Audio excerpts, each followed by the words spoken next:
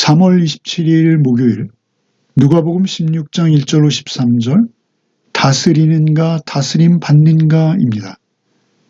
예수님께서는 한 가지 비유를 드시고 여기에 덧붙여 경고하십니다. 비유는 우리가 잘 알고 있는 불의한 청지기 비유입니다. 맡기신 재물을 지혜롭게 사용하는 것에 관한 말씀입니다. 경고하신 내용은 자기가 청지기인 것을 인정하지 않으면 하나님께서 맡기신 재물이 오히려 너를 다스릴 것이다 라고 경고하시는 것이죠. 먼저 1절로 3절을 읽겠습니다. 또한 제자들에게 이르시되 어떤 부자에게 청지기가 있는데 그가 주인의 소유를 낭비한다는 말이 그 주인에게 들린지라. 주인이 그를 불러서 이르되 내가 네게 대하여 들은 이 말이 어찌 됨이냐? 내가 보던 일을 세마라 청지기 직무를 계속하지 못하리라 하니. 청지기가 속으로 이르되 주인이 내 직분을 빼앗으니 내가 무엇을 할까? 땅을 파자니 힘이 없고 빌어먹자니 부끄럽구나. 예수님께서는 또 한 가지 새로운 이야기로 메시지를 전하시죠. 어떤 부자에게 청지기가 있는데 그가 주인의 재산을 낭비한다라는 말을 듣게 됩니다. 주인은 그 청지기를 불러서 잘못을 추궁하고 해고합니다. 내가 보던 일을 셈하라. 주인이 말하죠.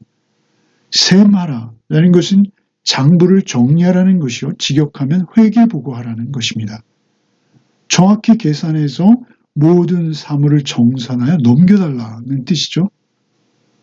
우리 역시 청지기임에도 불구하고 하나님께서 주신 지혜와 재물, 힘과 이 모든 것을 마치 내 것인 양 여기며 이기적으로 사용할 때가 있습니다.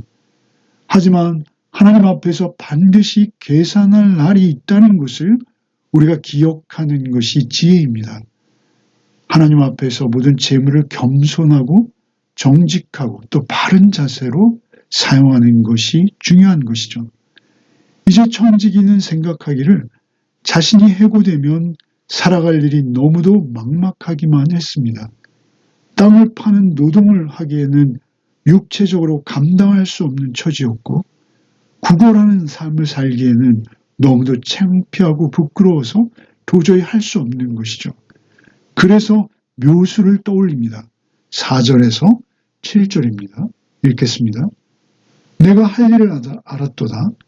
이렇게 하면 직분을 빼앗긴 후에 사람들이 나를 자기 집으로 영접하리라 하고 주인에게 빚진 자를 일일이 불러다가 먼저 온 자에게 이르되 내가 내 주인에게 얼마를 빚졌느냐 말하되 기름 100마이니이다. 이르되 여기 내 증서를 가지고 빨리 앉아 50이라 쓰라 하고 또 다른 이에게 이르되 너는 얼마를 빚졌느냐 이르되 밀 100석이니이다. 이르되 여기 내 증서를 가지고 80이라 쓰라 하였는지라. 주인과 마지막 셈을 끝내기 전에 자신이 할 수 있는 한 가지 묘수가 생각나는 것이죠. 자신이 주인에게 빚진 자들의 빚을 탕감해주면 그들이 자신이 해고된 후에라도 나를 자기 집으로 영접할 것이다 라고 생각한 것입니다. 결과 그는 주인의 채무자들에게 막대한 양의 빚을 서류로 탕감해 줍니다. 각각 건강한 노동자의 품삯으로 3년치, 7년치 이런 식으로 막대한 금액들을 탕감해 주는 것이죠. 목적은 하나입니다. 자신이 해고된 후에 그들이 자신에게 어떤 유익을 돌려줄 것이다 라는 기대를 가진 것이죠. 해고 이후를 대비한 것입니다. 빚을 탕감해 준 대가로 받을 보상이나 어떤 커미션과 같은 것을 목적하는 것이었죠. 8절로 9절을 읽겠습니다. 주인이 이 옳지 않은 청지기가 이를 지혜 있게 하였으므로 칭찬하였으니 이 세대의 아들들이 자기 시대에 있어서 빛의 아들들보다 더 지혜로움이니라. 내가 너희에게 말하노니 불의의 재물로 친구를 사귀라. 그리하면 그 재물이 없어질 때 그들이 너를 영주할 처소로 영접하리라. 그런데 놀라운 것은 주인이 그 옳지 않은 청지기를 칭찬했다라는 것입니다. 이것은 도덕적이고 윤리적인 측면으로 봐서는 안 되는 예화입니다. 이 예화를 통해서 예수께서 말씀하시고자 하는 그 의미를 우리는 쫓아가야 하는 것입니다.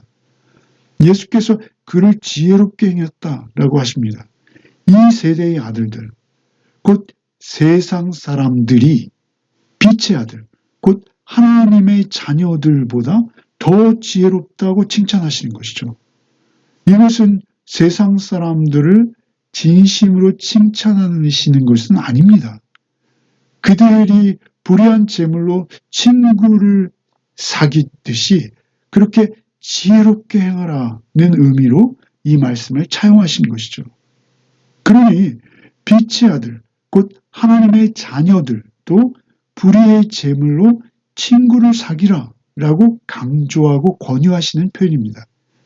불의의 재물로 친구를 사귀라. 그러면 그들이 너희를 영주할 처소로 영접할 것이다. 영주할 처소라고 하세요. 아까 청지기는 그의 집이었죠. 영주할 처소 무엇입니까? 영주한다는 건 영원히 거한다는 것이죠. 하나님의 나라, 그 천국입니다. 그들이 영원히 거할 집에 이르를 때 그 도움받았던 친구들이 팔을 벌려 영접한다라는 의미는 아닙니다. 그들에게 소위 불의한 재물로 베풀었던 친절과 섬김이 내가 구원받을 증거로 작용할 것이다. 이런 의미입니다. 내가 재물의 삶의 목적을 두고 만몬의 종으로 살지 않았다라는 증거가 네 친구들에게 대접한 것을 통해서 드러나게 될 것이다. 라는 것이죠. 불의한 재물이라는 것은 재물 자체가 모두 불의하다. 이거 아닙니다. 재물 자체는 가치 중립적이죠. 돈 자체가 악하거나 선한 것이 아닙니다. 돈이 어떻게 쓰이느냐에 따라서 선할 수도 있고 악할 수도 있는 것이죠. 돈은 실제 우리 생존과 생활에 없으면 안 되는 것입니다. 불의한 재물이라는 것은 하늘의 보화와 반대 개념으로 보아야 합니다. 의미가 중요한 것이죠. 하늘의 보화를 쌓는 자와 세상의 불의한 재화에 매여서 그 돈의 종이 되어버릴 때 그것이 불의한 재물이라고 여기서 표현되는 것이죠. 세상에서 너희가 소유한 재물을 가지고 오히려 친구들을 섬기며 돌보아서 너희가 하나님의 자녀됨을 증거하고 또 여기서 돈의 종이 아니라 하나님의 종으로서 가치 있는 삶을 살고 있음을 증거하라는 것입니다. 10절로 13절을 읽겠습니다. 지극히 작은 것에 충성된 자는 큰 것에도 충성되고 지극히 작은 것에 불의한 자는 큰 것에도 불의하니라. 너희가 만일 불의한 재물로 충성하지 아니하면 누가 참된 것으로 너희에게 맡기겠느냐? 너희가 만일 남의 것에 충성하지 아니하면 누가 너희의 것을 너희에게 주겠느냐? 집 하인이 두 주인을 섬길 수 없나니 혹 이를 미워하고 저를 사랑하거나 혹 이를 중히 여기고 저를 경히 여길 것입니다. 너희는 하나님과 재물을 겸하여 섬길 수 없느니라. 이 10절에 지극히 작은 것에 충성된 자는 큰 것에도 충성되고 지극히 작은 것에 불의한 자는 큰 것에도 불의하다 하시죠. 이어지는 말씀을 볼 때 여기 지극히 작은 것은 세상의 재물이며 돈이 되는 것입니다. 11절에 너희가 불의한 재물에도 충성하지 않으면 누가 참된 것으로 너희에게 맡기겠느냐. 반문하시죠. 불의한 재물, 곧 지극히 작은 것에도 하나님 앞에 충성되지 못하게 살았던 자들, 하나님 앞에 충성된 삶을 살아내지 못한 자들, 그들이 어떻게 하늘의 참된 것, 곧 영원한 것을 맡을 수 있겠는가? 라고 물으시는 것이죠. 너 같으면 그 작은 것, 불의한 재물도 관리하지 못하는 자에게 하늘의 영원한 것을 맡기겠는가? 물으시는 것이죠. 이 땅에서도 하나님의 나라 백성으로 산다는 것은 하늘의 참된 것을 펼치며 하나님의 나라를 살아내는 것을 말하는 것입니다. 하늘의 참된 것은 구체적으로 영원한 가치로 변하지 않는 것을 말하는 것입니다. 예를 들자면 사랑, 기쁨, 희열이죠. 절제, 그 온유함, 그 하나님 앞에 충성됨, 이런 것들은 하나님 앞에 바르게 행할 수 있는 것이요, 영원한 가치가 있는 것이요, 하늘의 것이라는 것이죠. 지극히 작은 것, 곧 돈에 대해서도 하나님 앞에 충성되지 못한 자가 어떻게 하늘의 귀한 것, 변하지 않는 것, 절대 가치를 세우는 그 일에 충성될 수 있을 것인가? 라고 물으시는 것이죠. 12절에 너희가 남의 것에 충성하지 않는데 누가 너희의 것을 너희에게 주겠느냐? 이라고 하시죠. 여기서 남의 것이라는 것은 앞에 등장하는 불의의 재물, 곧 작은 것, 돈을 말하는 것입니다. 사실 우리가 소유한 모든 것은 우리가 어떤 특별함으로 인해서 스스로 확보한 것이 아닙니다. 하나님의 은혜요, 하나님께서 주신 것입니다. 그것이 재능이든 재물이든 우리가 소유한 모든 것은 하나님이 주신 것입니다. 하나님이 주셨기에 또 하나님께서 언제든지 거두어 가실 수도 있는 것들이죠. 다만 우리를 청지기로 삼으시고 우리에게 맡기신 것이죠. 우리는 다만 하나님께 맡기신 것을 잠시 관리하는 청지기입니다. 이 땅에서의 재물이나 재능이 결코 영원한 것이 될 수 없습니다. 하나님 앞에서 잠시 맡아서 하나님 나라의 영원한 것을 위해서 사용하는 도구일 뿐입니다.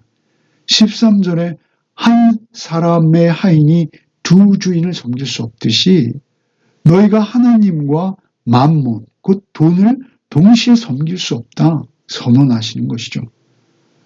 우리의 실제적인 삶에서 이것은 우리의 신앙과 불신앙을 나누는 가장 심각한 도전이 될 수밖에 없습니다. 하나님을 우선하여 섬길 때만 재물, 곧 돈에 지배되지 않을 수 있습니다. 돈이 하나님의 나라를 세워가는 도구로 사용될 수 있다라고 하시는 것이죠. 나를 단지 이 땅을 잠시 살아가는 하나님의 청지기로 인식할 때만 우리는 돈의 종이 되지 않을 수 있다라고 말씀하시는 것이죠. 우리가 돈을 다스릴 것이냐, 돈에 지배될 것이냐, 이것을 결단하라 하시는 것입니다. 비로소 돈을 다스릴 때 우리는 하나님을 온전히 섬길 수 있다라고 말씀하시는 것이죠. 기도하시겠습니다. 우리에게 필요한 모든 것을 허락하시고 때마다 일마다 채워주심에 감사 또 감사를 드립니다.